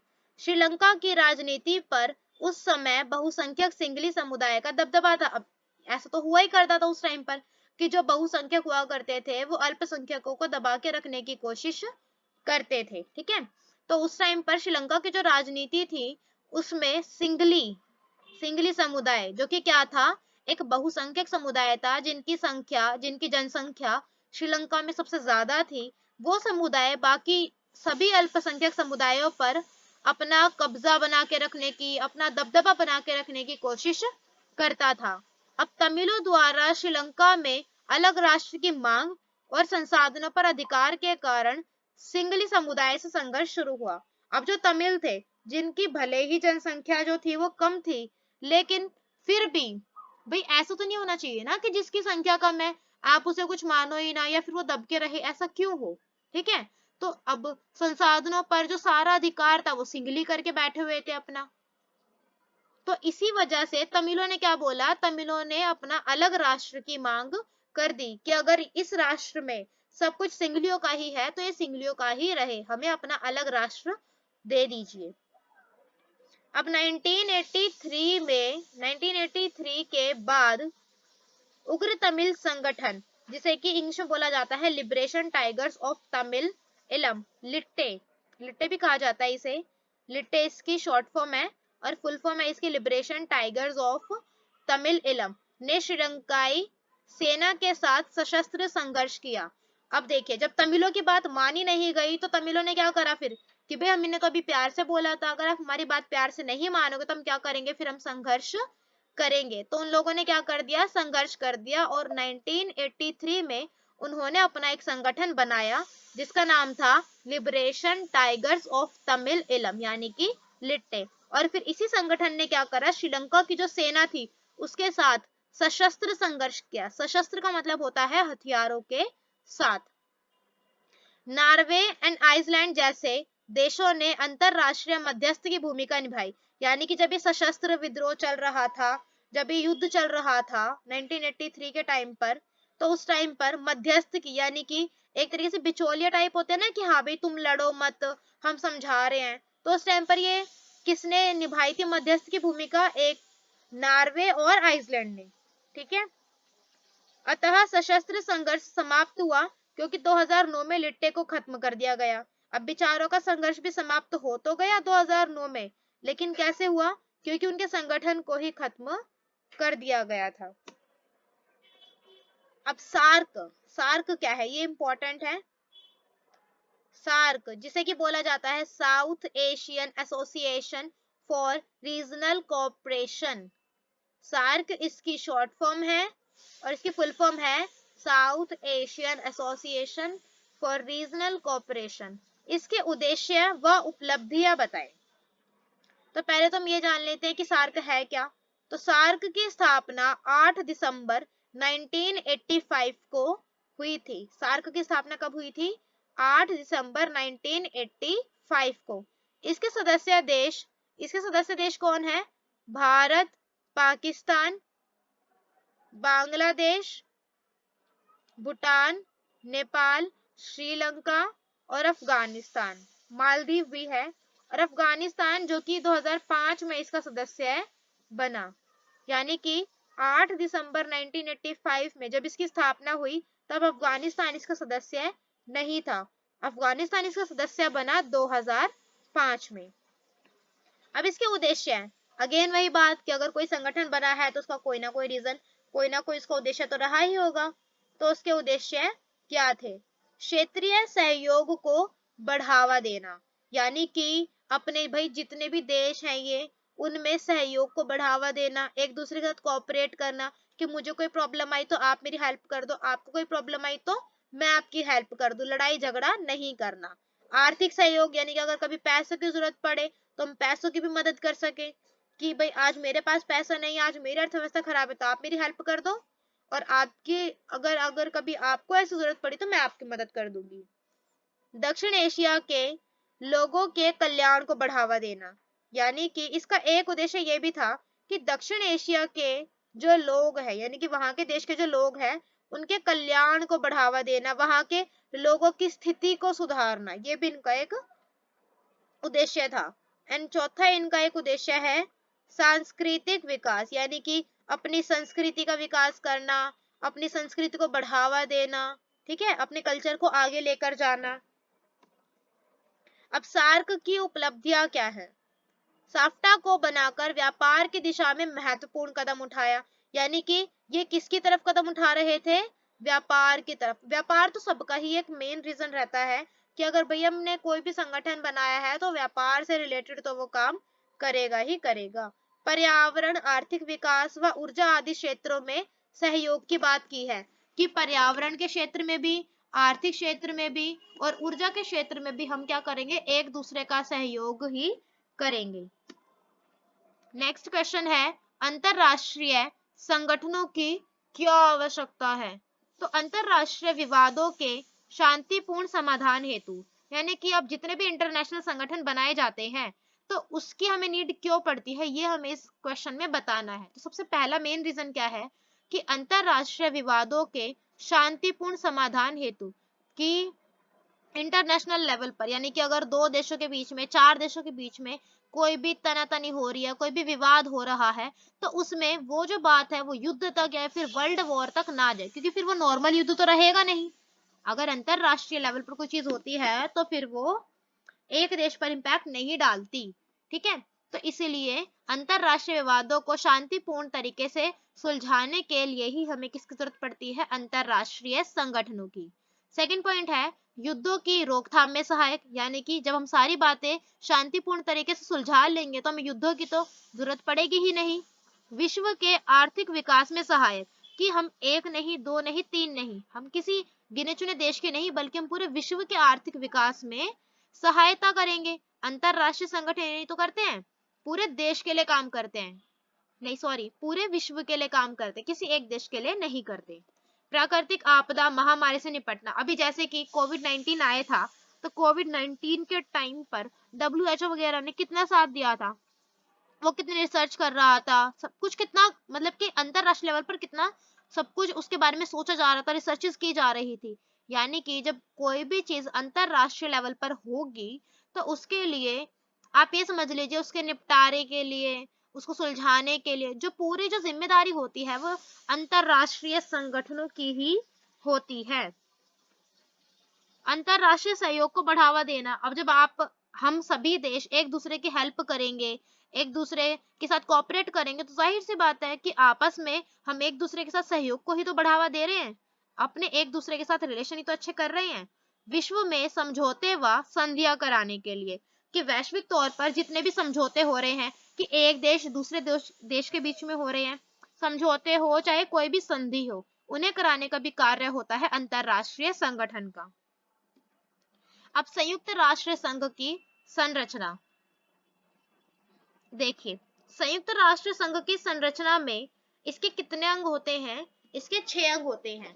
पहला तो है सचिवालय, पहला क्या है, सचिवालय, दूसरा है महासभा, तीसरा है न्यासिता परिषद, चौथा है अंतरराष्ट्रीय न्यायालय, पांचवा है आर्थिक एवं सामाजिक परिषद, जो कि इसके आर्थिक और सामाजिक चीजों से रिलेटेड काम करता है, फैसले लेता है, और छठा है सुरक्षा परिषद, जो कि उसकी सुरक्षा से रिलेटेड सारे फैसले लेता है। नेक्स्ट है संयुक्त राष्ट्र संघ के उद्देश्य एवं सिद्धांत बताएं। संयुक्त राष्ट्र संघ जो है उसके उद्देश्य बताने हैं और उसके सिद्धांत बताने हैं। अब अंतरराष्ट्रीय शांति व सुरक्षा को बनाए रखना, अब देखिए ये तो कुछ जो लाइंस होती है ना वो बिल्कुल आप कॉपी पेस्ट मार सकते हैं किसी भी अंतरराष्ट्रीय संगठन के उद्देश्य या फिर सिद्धांत के अंदर, ठीक है।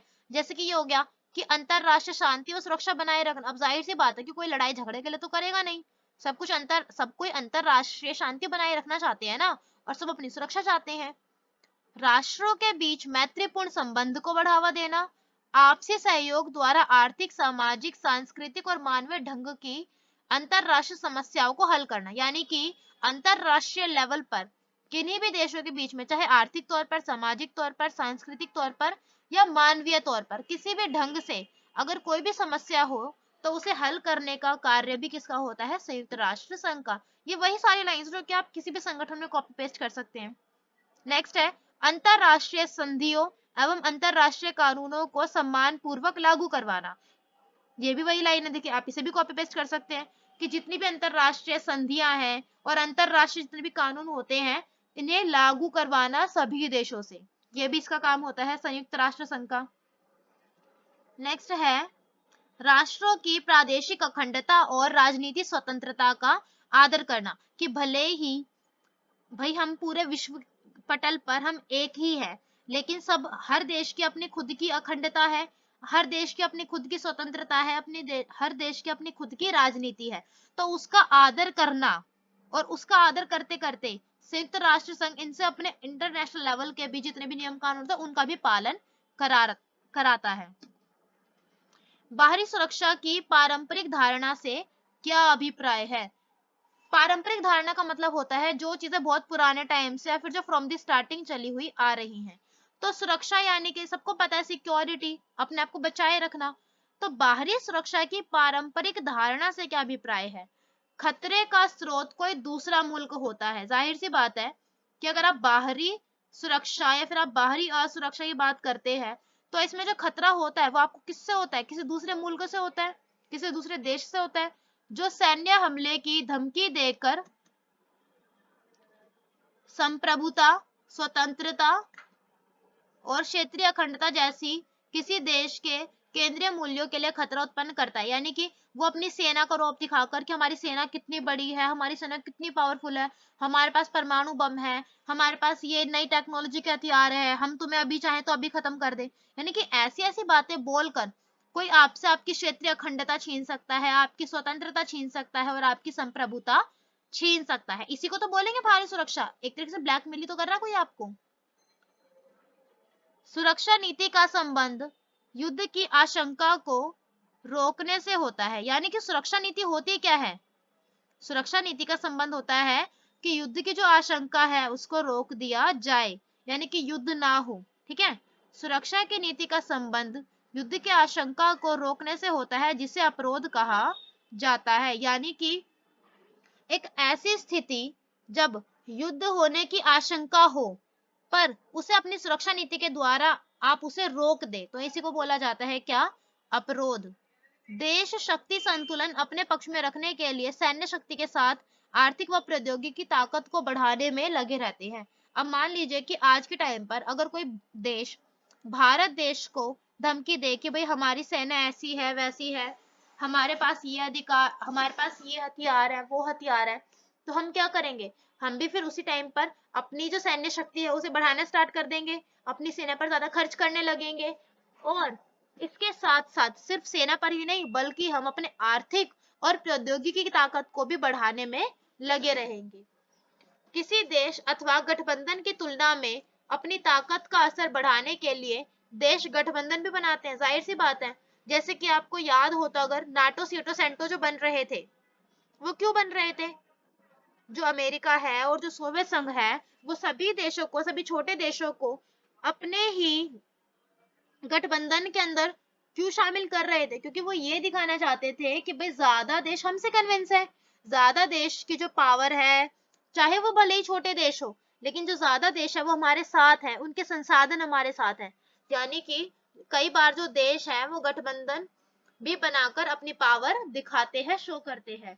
गठबंधन राष्ट्रीय हितों पर आधारित होते हैं, राष्ट्रीय हित बदलते ही गठबंधन भी बदल जाते हैं। यानी कि अब देखिए, अब जैसे कि अब मैंने आपको नाटो सीटो सेंटो को बताया, अब जो छोटे देश थे जितने भी वो नाटो सीटो या फिर सेंटो में क्यों जुड़ रहे थे, क्यों अमेरिका या फिर सोवियत संघ में जुड़ रहे थे?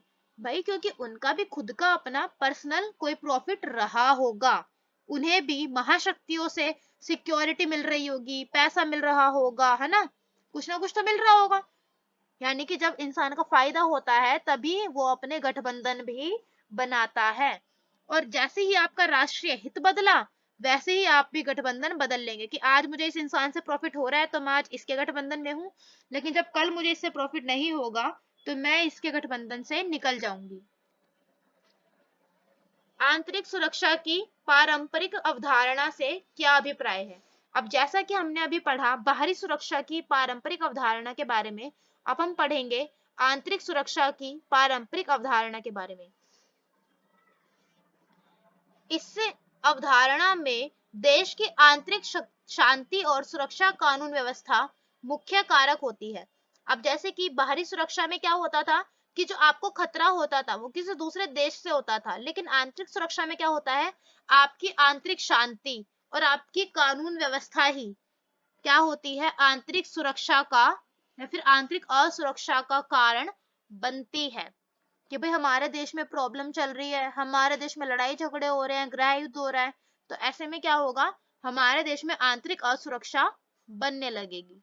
एशिया एवं अफ्रीका के नव स्वतंत्र देशों के समक्ष आंतरिक सैन्य संघर्ष, अलगाववादी आंदोलन और गृह युद्ध की समस्याएं रही है। ये कुछ एग्जाम्पल्स है कि एशिया और अफ्रीका के जो नए स्वतंत्र देश थे, उनके सामने भी यही सेम आंतरिक असुरक्षा की जो समस्याएं हैं वो सामने हमें देखने को मिली है। जैसे कि उनके वहां पर आंतरिक सैन्य संघर्ष हो रहे हैं, गृह युद्ध हो रहे हैं, अलगाववादी आंदोलन हो रहे हैं।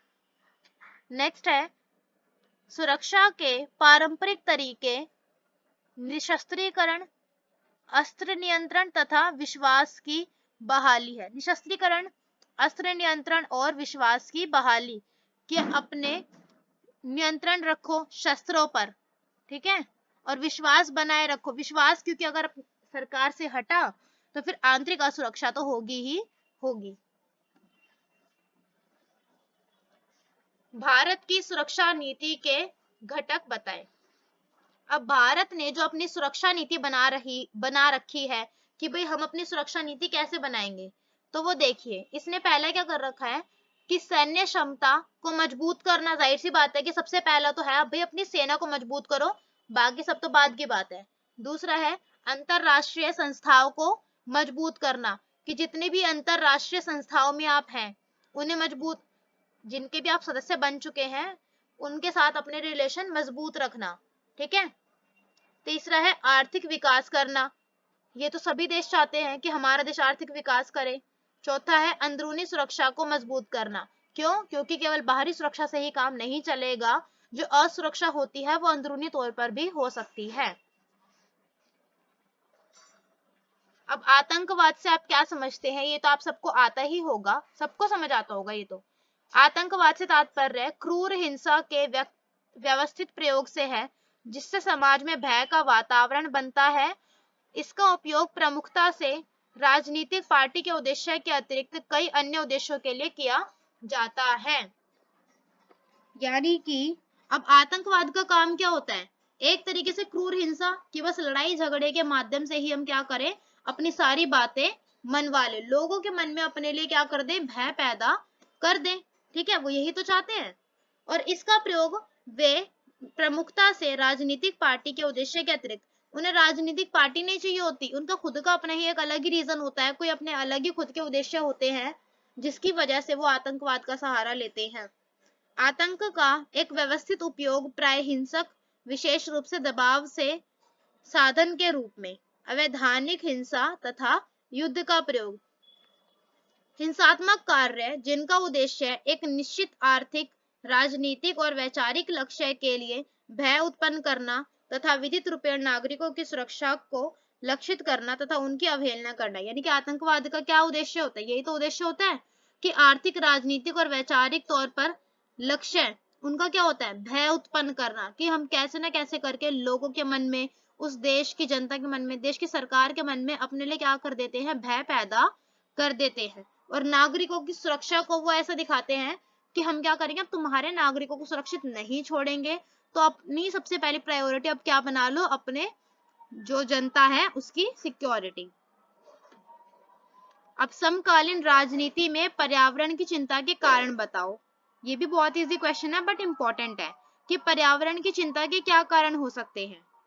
कृषि भूमि की कमी, क्योंकि आज के टाइम पर जो कृषि लायक जो भूमि है वो धीरे धीरे करके कम होती जा रही है, क्योंकि ज्यादातर जगहों पर उद्योग लगाए जाते हैं। दूसरा है वैश्विक तापमान में वृद्धि, ग्लोबलाइजेशन हो रहा है, ठीक है। हमारा अब जो तापमान होगा, देख रहे होंगे आप कि तापमान बहुत ज्यादा बढ़ता जा रहा है, जिसकी वजह से ग्लेशियर्स पिघलते जा रहे हैं, और इससे क्या हो रहा है कि तापमान में असंतुलन पैदा हो रहा है। पीने योग्य जल की मात्रा में कमी, अब जो पीने योग्य पानी था वो पहले के कंपैरिजन में धीरे धीरे करके खत्म होता जा रहा है। बढ़ता प्रदूषण, ये भी बहुत इजी है कि प्रदूषण धीरे धीरे करके बढ़ता जा रहा है, जो कि पर्यावरण पर डायरेक्ट इम्पैक्ट डालता है। सीमित संसाधन, मानव अस्तित्व को खतरा, ओजोन परत में छेद, ओजोन परत में छेद हो चुका है, जिसकी वजह से जो यूवी रेजेस हैं वो अब डायरेक्ट लैंड पर पड़ती हैं और अब वो जो छेद है वो धीरे धीरे करके बड़ा होता जा रहा है, जिससे कि उस एरिया को अब खाली भी करवा दिया गया है ताकि वहां पे कोई लोग जा ना सके और किसी को भी कोई भी हार्म ना हो। एजेंडा 21 क्या है? एजेंडा 21 जैसे कि पर्यावरण को बचाए रखने के लिए कई अंतरराष्ट्रीय, कई वैश्विक स्तर पर मीटिंग्स की जाती हैं, तो एजेंडा 21 भी एक वही समझ लीजिए आप। एजेंडा 21 में विकास के तौर तरीके सुझाए गए कि अगर आपको विकास करना है तो उसके क्या क्या तरीके हो सकते हैं। यह कहा गया कि आर्थिक वृद्धि का तरीका ऐसा होना चाहिए जिससे पर्यावरण को कोई नुकसान ना पहुंचे। यानी कि सभी देश अपनी आर्थिक स्थिति की बात करते तो हैं, लेकिन सब ये भूल जाते हैं कि आर्थिक स्थिति की ओर जब हम अपना कदम बढ़ाते हैं तो उसी के चलते हमारे पर्यावरण को भी कितना नुकसान पहुंचता है। तो एजेंडा 21 में ही कुछ ऐसी बातें सुझाई गई थी जिसमें यह बताया गया था कि यदि आप अपना आर्थिक विकास करना भी चाहते हैं तो करिए, लेकिन अपने पर्यावरण को कोई नुकसान मत पहुंचाइए। इसी को टिकाऊ विकास भी कहा जाता है और एजेंडा 21 भी। साझी संपदा से आप क्या समझते हैं? साझी संपदा, साझी का मतलब होता है जो कि सबकी होती है, ठीक है, और संपदा का मतलब क्या होता है? हमारी कोई भी जमीन हो सकती है, कोई भी चीज बेसिकली जो कि हमारी है। तो साझी संपदा से आप क्या समझते हैं? साझी संपदा उन संसाधनों को कहते हैं जिन पर किसी एक का नहीं बल्कि पूरे समुदाय का अधिकार होता है। यानी कि जो निजी नहीं होती, जो पर्सनल नहीं होती, जो व्यक्तिगत नहीं होती, उस पर पूरे समुदाय का अधिकार होता है। जैसे कि अगर हम एग्जाम्पल के लिए देखें तो संयुक्त परिवार का चूल्हा, जैसे कि अब घर में जो चूल्हा होता है या फिर जो गैस होता है उस पर सबके लिए साथ में खाना बनता है ना, अब उस पर किसी एक का तो अधिकार होता नहीं है, तो वो भी क्या कहलाएगा? साझी संपदा। चारागाह, मैदान, कुआं, नदी आदि ये सब क्या होते हैं? साझी संपदा, क्योंकि इस पर किसी एक इंसान का अधिकार नहीं है। अब मैं जाकर बोल दूं कि ये नदी मेरी है, तो कैसा मान लेगा कोई कि वो नदी मेरी है? नहीं ना। इसमें पृथ्वी का वायुमंडल भी आ जाता है, अंटार्कटिका भी आ जाता है, समुद्री सतह भी और बाहरी अंतरिक्ष भी, क्योंकि अंतरिक्ष भी किसी का नहीं है, वायुमंडल भी किसी का नहीं है, किसी ने खरीदा नहीं है, ठीक है, उस पर सबका अधिकार है। इसलिए ऐसी संपदाओं को ही बोला जाता है साझी संपदा।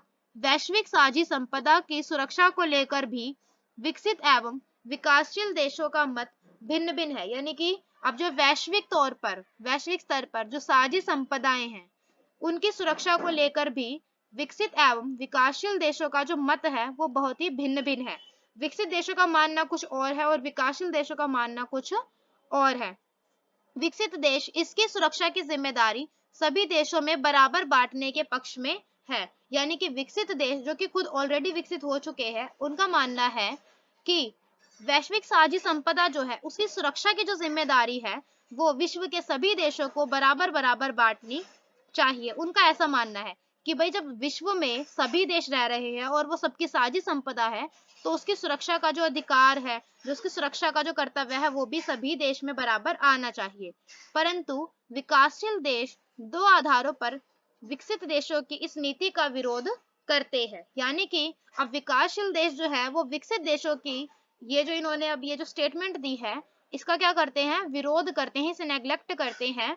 बट इसको नेग्लेक्ट करने के वो दो रीजंस देते हैं। पहला यह है कि साझी संपदा को प्रदूषित करने में विकसित देशों की भूमिका अधिक है। उनका यह मानना है, उनका ये कहना है कि साझी संपदा को प्रदूषित जो किया है उसमें जो ज्यादा हाथ है वो किसका है? विकसित देशों का।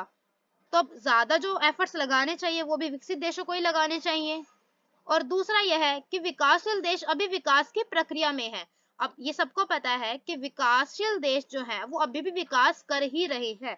उनके पास ना तो इतनी डेवलपमेंट है ना ही उनके पास इतनी टेक्नोलॉजी है, लेकिन जो विकसित देश हैं वो ज्यादा से ज्यादा पर्यावरण को नुकसान पहुंचाते हैं। इसलिए विकासशील देशों का मानना है कि विकसित देशों को ही बराबर बराबर इस सुरक्षा को नहीं बांटना चाहिए, बल्कि सबको अपनी ही कैटेगरी के अकॉर्डिंग इसे चुन लेना चाहिए।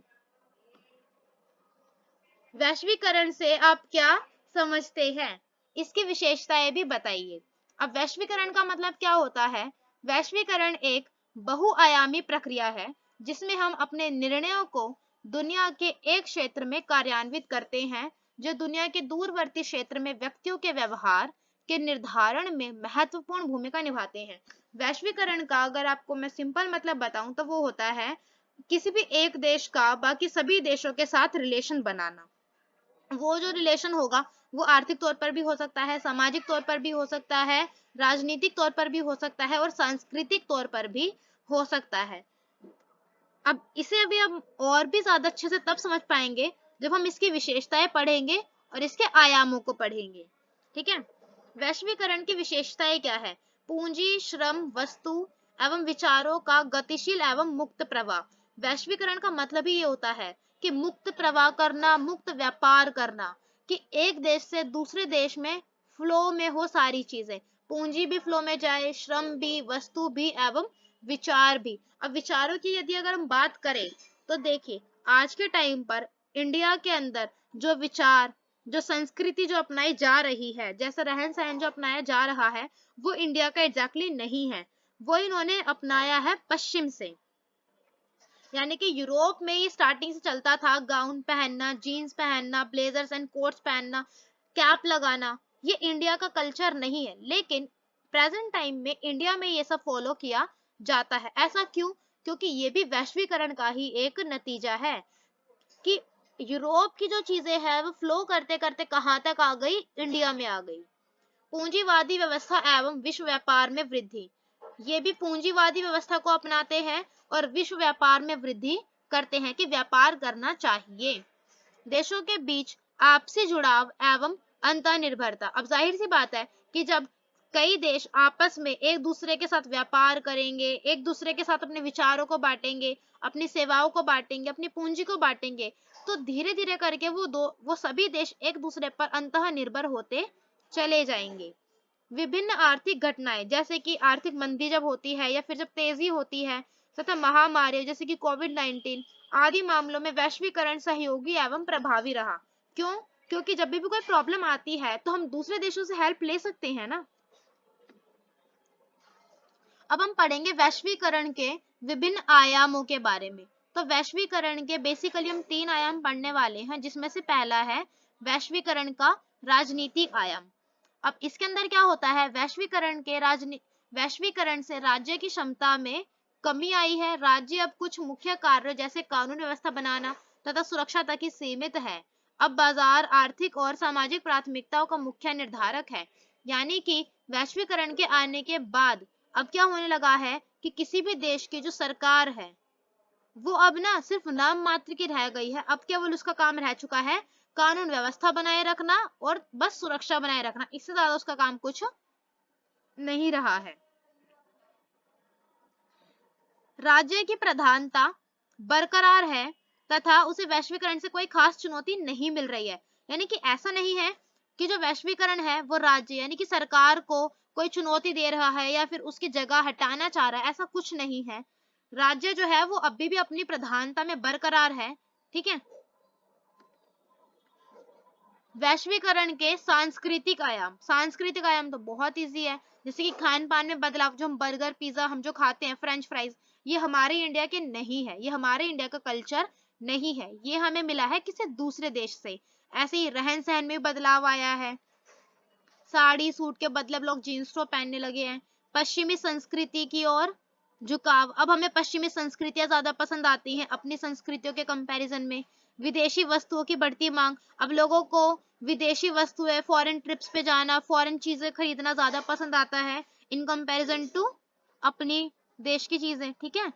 पारंपरिक विचारधाराओं का ह्रास, यानी कि अब जो हमारी खुद की अपने देश की जो परंपराएं चली आ रही थी, जो इतने लंबे टाइम से जो हमारी विचारधाराएं चली आ रही थी, अब उसका ह्रास होता जा रहा है, यानी कि अब उसकी कमी होती जा रही है। अब लोग अपनी खुद की पारंपरिक विचारधाराओं पर इतना ध्यान नहीं देते और इसी के चलते क्या हो रहा है, लोगों के विचारों में भी बदलाव आ रहे हैं। अब वैश्वीकरण के आर्थिक आयाम, वैश्वीकरण के आर्थिक आयामों में क्या है, आयात से प्रतिबंध हट रहा है। यानी कि अब जो आयात निर्यात जो पहले रुक कर होता था कि भाई नहीं हम इस देश के साथ नहीं करेंगे, हम उस देश के साथ नहीं करेंगे, अब ऐसा कुछ भी नहीं हो रहा। अब आयात से प्रतिबंध हट चुका है। बाजार में प्रतिस्पर्धा बढ़ रही है क्योंकि अब सभी वैश्वीकरण का इस्तेमाल कर अंतरराष्ट्रीय पटल पर आ रहे हैं। ठीक है। मुक्त व्यापार बढ़ रहा है अब क्योंकि सब देश मुक्त व्यापार करने लगे हैं। कोई सिर्फ अपने देश में ही सिमट के नहीं रहता, पूंजीवादी देशों को लाभ हो रहा है क्योंकि सब पूंजीवादी विचारधारा को अपना रहे हैं, रोजगार बढ़ रहा है, ठीक है, और निजीकरण को बढ़ावा मिल रहा है क्योंकि जब पूंजीवादी विचारधारा को अपनाएंगे तो निजीकरण तो बढ़ेगा ही, प्राइवेटाइजेशन होगा ही ना।